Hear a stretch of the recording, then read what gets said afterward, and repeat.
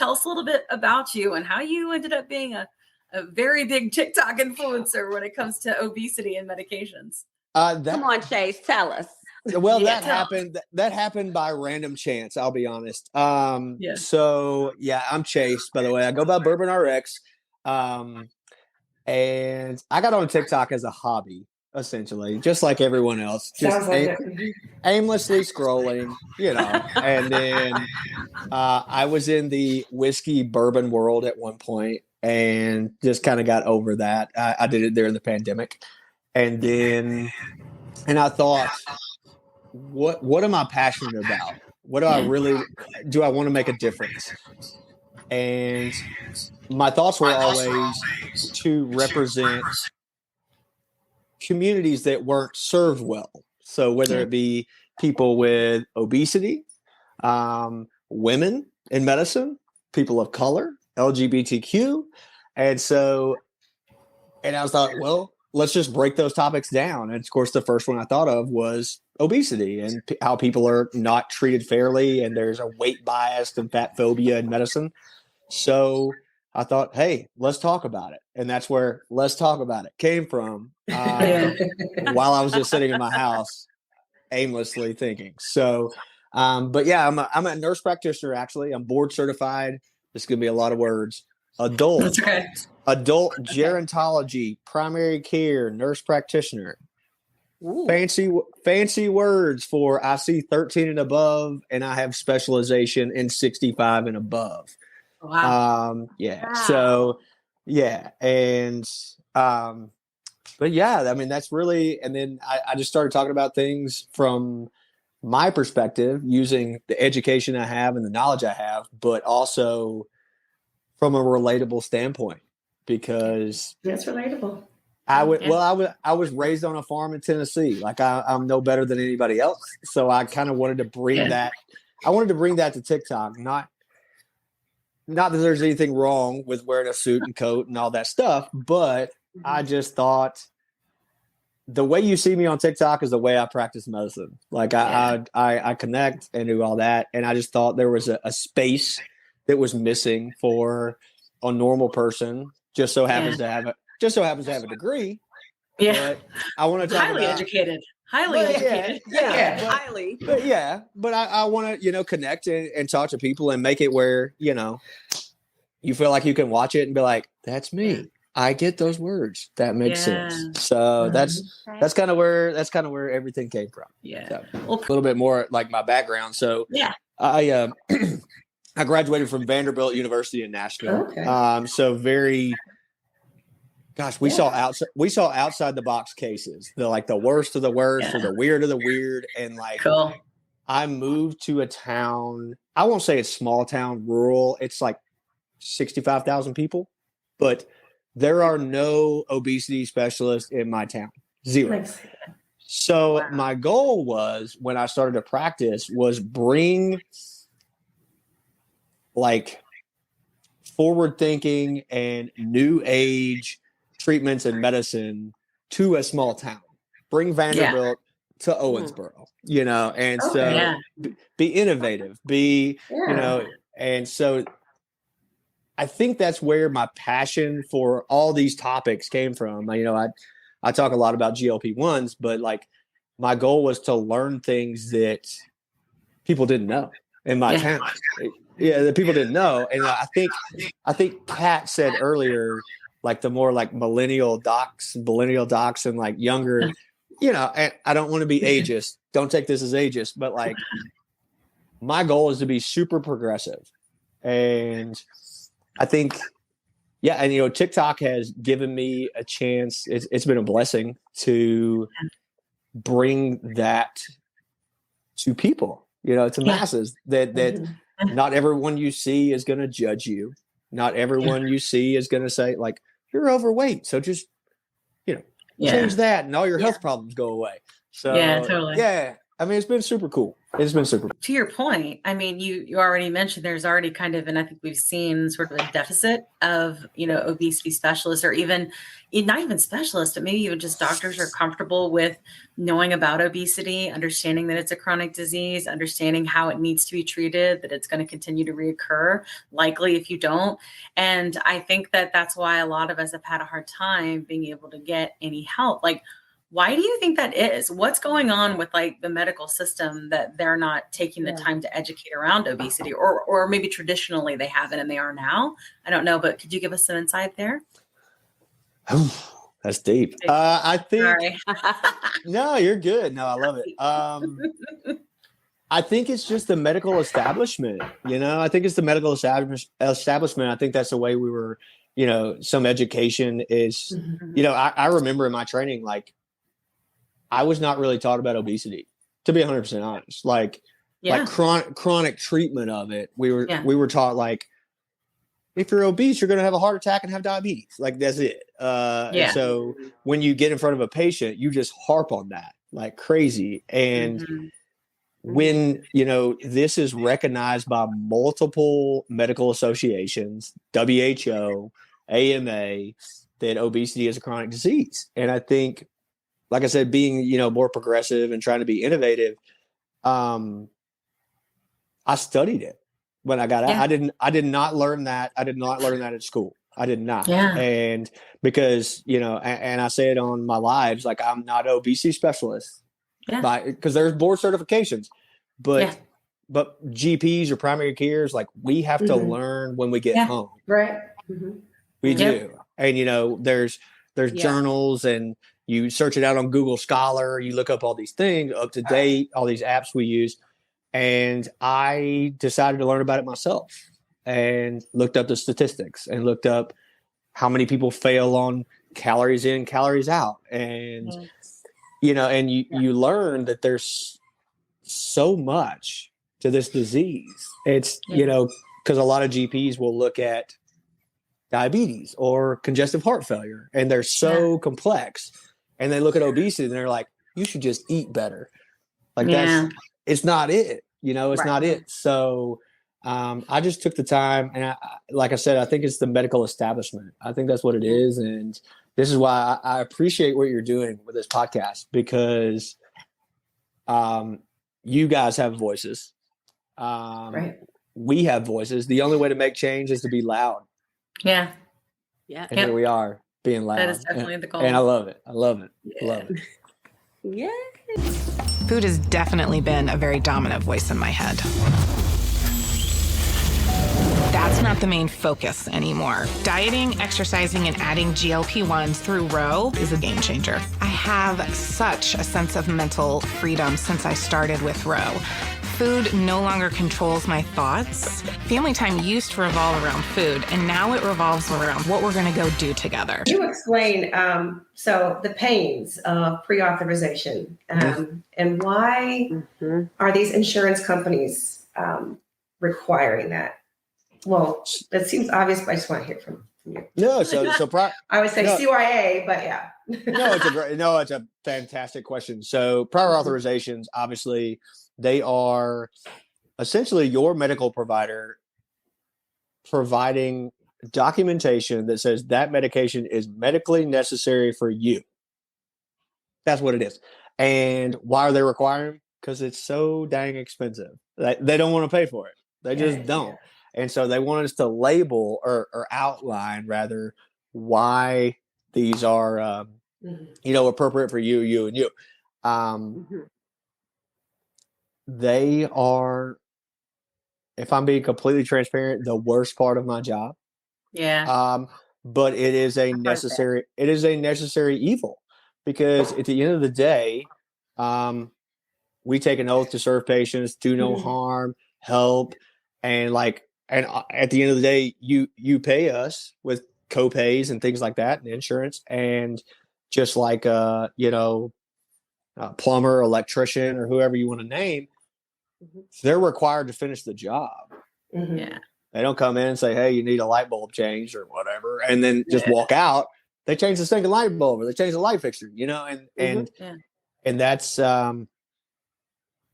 Yeah, I mean, it's a necessary evil, but it happens, and we have to do it. All right, so it's about basically because the drugs right now are so expensive. Absolutely. So do you see? Sorry, I was going to say almost any branded medication, you're going to need one. Almost any. Okay. Any. Wow. So that puts things into perspective then. So it makes it feel not not so singular, not so isolated. It's not just us. There's other drugs. Other people are going through the same issues, right? 1,000%. But do you see? I know there's been talks of generics, but is that coming down the pipeline? Do you see generics coming anytime soon or later? As far as GLP-1 meds? Yes. Yeah, GLP-1. Liraglutide or Saxenda. I mean, the patent's pretty much up on that. I think that'll be the first one. Predominantly with patents, they're roughly 10 years from when they start, like R&D and all those things. Now they get expanded by anywhere from 4 months to a year every time they get a new indication. Oh my gosh. Oh. Yeah. So like if they get approved for weight loss, it's extended a year from there. Bingo. 10 years from there. Oh my Bingo. gosh. Yeah. Bingo. Which is why they're doing this. Because they have Ozempic and they're like, oh, let's rebrand it and call it Wegovy, even though it's the exact same medication because the indication is for obesity. OMG. They got years. Yeah. So like take a medication like Wegovy's perfect. But like say Farxiga, the diabetic medication. So it comes out for diabetes. They got indication for chronic kidney disease. They got indication for congestive heart failure, like all these indications. Wow. So it just boom, boom, boom, boom, boom, bumps it back because every time you're like inventing a new drug, essentially, not really, but it's the same thing. Yeah. Yes. So when Mounjaro hits that FDA, they get more. Wow. They get more. Wow. I meant to ask, you had a video recently kind of on this topic where you were like, hey, you know how you get upset with your insurance companies and your policies and everything about not covering these medications? Your companies are the ones that are deciding. How much do you know about that? Because I am super curious. Like, and I use that too. Just FYI, I used that with a friend of mine. I was like, tell your boss. No, not right. So the majority of the time, so I was corrected on TikTok, which I do get corrected from time to time. So it's if your company has 150 employees or more. Oh, okay. Yeah. So a larger company, when they sit down, there's insurance brokers. So you got your insurance company, so Blue Cross Blue Shield, broker, employer. And so the brokers are trying to sell these plans. Yeah. And they'll sell them a plan and they'll say, well, if you cover weight loss medications or anti-obesity medications, it's going to raise your cost by arbitrary number, $10,000 a year. What do you want to do? And if they choose no, you then have a medication carve out. And back to the PAs, when I do these PAs, so I do a PA, I do appeal, peer-to-peer. That's it. I got 4 shots to swing at these meds. Right. And if there's a anti-obesity medication carve out, none of those matter. But back to your question, if you work for a larger-ish company, 150 employees or more, they can choose to not cover it. Wow. And you're done. You're what done. about for like diabetes, like other chronic diseases? Can they still choose not to cover certain medications the same way? They cannot. They can't choose that. There's your weight bias. Gee. To my knowledge. Now I'm not an insurance expert, but to my knowledge, I have never seen like. So in Owensboro, we have a big like industrial. There's lots of factories and like we have like ragu and steel plants and all these things. I have never seen a commercial insurance deny Ozempic or Trulicity for a diabetic. I've never been like, it's not on the plan. Like I've never seen that. Yeah.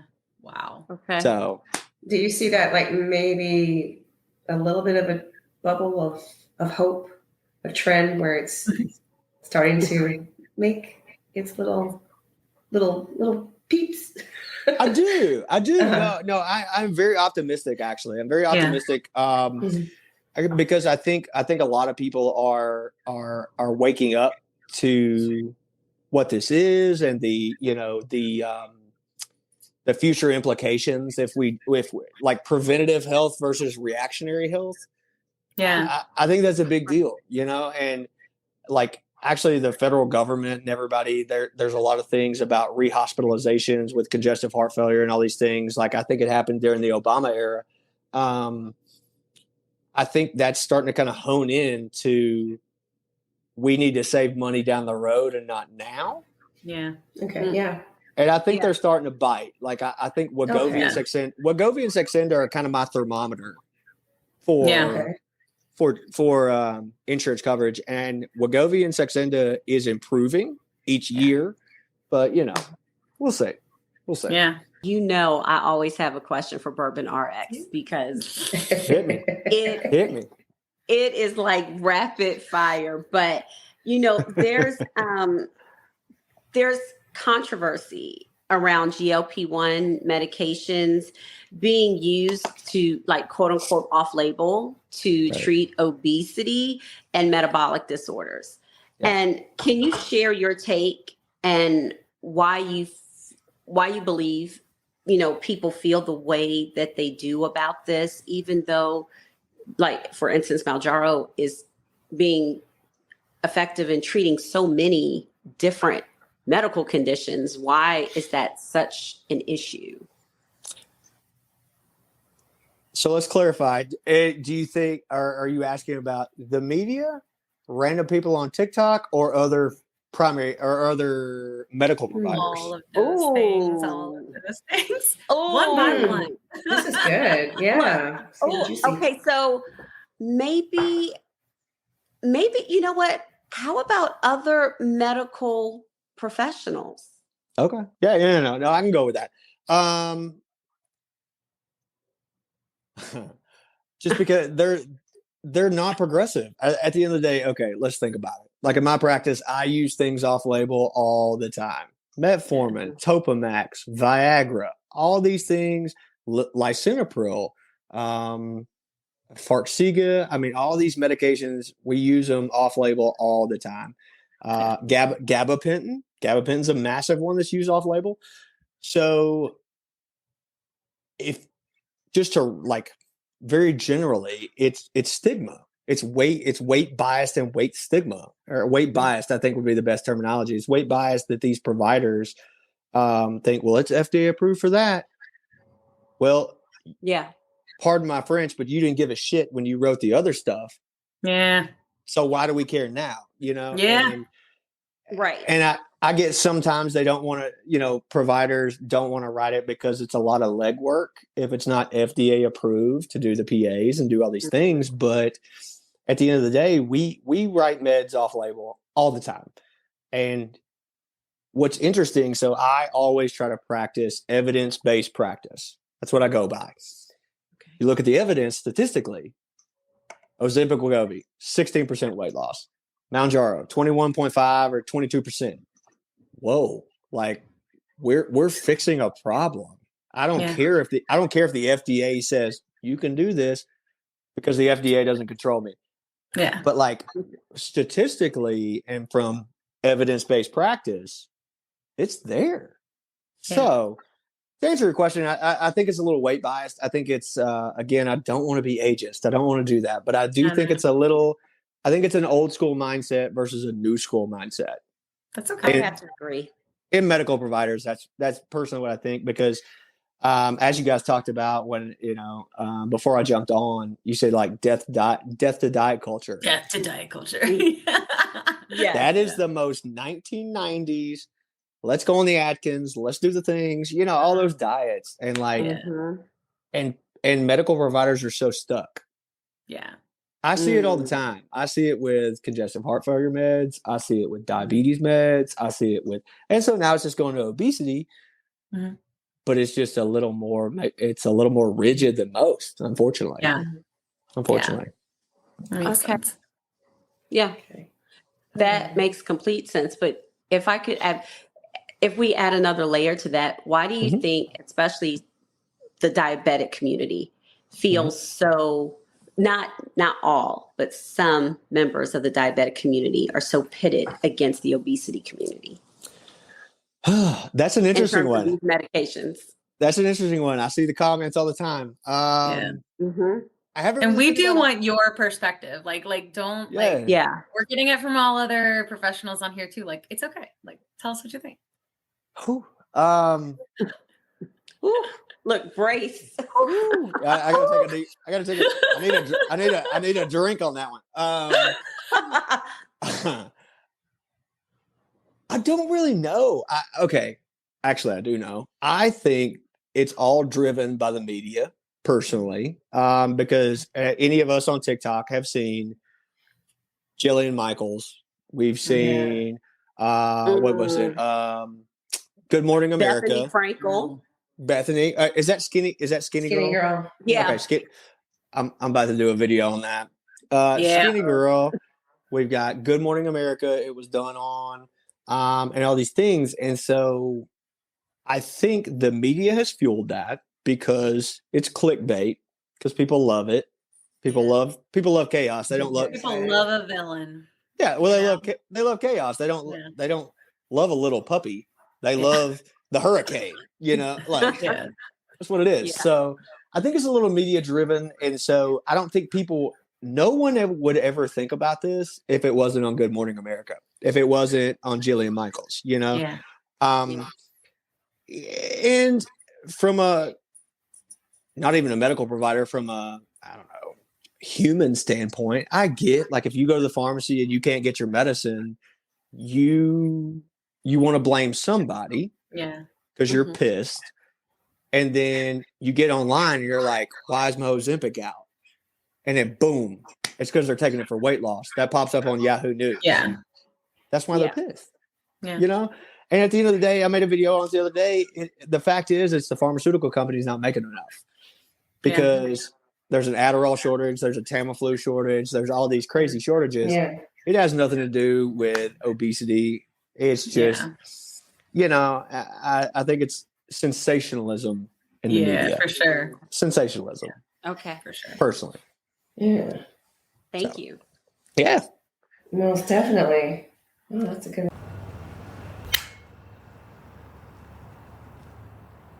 20 seconds a week to lose 20% of your weight in a year with diet and exercise. That's the power of GLP-1s through Ro. Ro helps find the medication that's right for you, based on cost, availability, and your weight loss goals. Losing weight with GLP-1s is possible through Ro. When it comes to compounds, they can be good and they can be bad. I think we live in a black and white society where they think everything's bad or everything's good. There are several compound pharmacies that are awful, because they're doing research grade products like tirzepatide and semaglutide, liraglutide, sorry. Yeah. Yep. But if you are considering compounds, and listen to this if you're listening, ask that provider. I don't care if it's one off TikTok or one you Googled. What pharmacy do you get your compounds from? Yeah. Okay. And so there's like literally like 75 in the United States, probably more, but like 75 that I know of. And some of these pharmacies have what's called PCAB certifications, PCAB, and other certifications. They are monitored by the FDA. So they come in and they look at sterility, efficacy, and sustainability, I think. And if they have these PCAB certifications, PCAB, you can be assured that the FDA is watching to say, are you using research grade products? They won't let them do it. Is your ventilation appropriate? Do they like randomly test samples to make sure their stuff is good? But there's some that you can find on Google. Like, I found one, it actually popped up on my Facebook, and it was like, if you read the fine print, it was like research grade, not used for human consumption. Ruh-roh. Don't do that shit. Don't do that shit. Don't do that Don't shit. do that shit. Don't do that shit. There's also like in my comments, I see these people that get sent semaglutide salts and they mix them up at their house and inject them. No. Oh gosh. Again, I say, don't do that shit. Don't do shit. Don't do that shit. Like apothecary, or back in the day, apothecaries. Yeah, no kidding. Wow. But yeah, so like you can get actual recognized pharmacies that are have FDA oversight. Okay. No compound you ever get will be FDA approved. I don't care if it's testosterone, estrogen, levothyroxine, a foot cream for your plantar fasciitis. It is not FDA approved.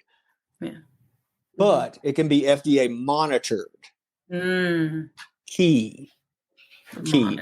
So like, am I against compounds? Absolutely not. I think they serve their purpose for accessibility and affordability in times of shortage. But I just want, again, everybody listening, like, do your due diligence, find a good reputable pharmacy, and do not be scared to ask that provider that's prescribing it to you, what pharmacy do you use and what certifications do they have? That's right. Boom. That goes back to advocacy and even advocating for yourself, which we've talked about quite a bit. 10 of 10. So yeah, 10 of like 10. you have to be like, especially if you're spending money with them, you should know what you're putting in your body. Absolutely. Especially if you're injecting it. Oh my God. Absolutely. Yeah. Especially. Absolutely. Yeah. Wow. Cool. Well, awesome. We're about at an hour. Does anybody have any more questions, or we feel good wrapping up? Well, really quick, BourbonRx. Good for whatever. Yeah. You did a post about it. What are your thoughts on the statement that Eli Lilly and Novo Nordisk and other drug makers put out about compounds? Being okay, yeah. Saying they they're patented and can't get it from anywhere else. Is that what you're saying? Yeah, that one. Yeah. So I think there's a lot of people that are not educated on laws. 503A, 503A, 503B allows compounding pharmacies to make products in times of FDA shortage, so the supply is not interrupted for patient treatment. Okay. That's how they get around that. And, people will be like, oh, do they add B12 to change the molecule? Yeah, a lot of them do. Because it's very specific. It's there's laws and lawyers and all these things that come into play. But 503A, 503B, those are what these FDA compliant pharmacies go by. So what's going to happen if these shortages come off the FDA list that everybody can Google? The legitimate pharmacies will stop selling that. They'll stop. They usually have. So a lot of these pharmacies have 3 to 4 months already done. So when those come off, you have 3 to 4 months for compounds, and then it's gone. Wow. It's gone. And then if you see someone that is like, I'll give you a year supply after FDA is gone, don't do it. Don't do it. Yeah. Okay. The thing is, people really need to, like, I am a proponent of compounds because I think they're great, but you have to be safe. You have to be knowledgeable. Yeah. Advocate for yourself. That's awesome.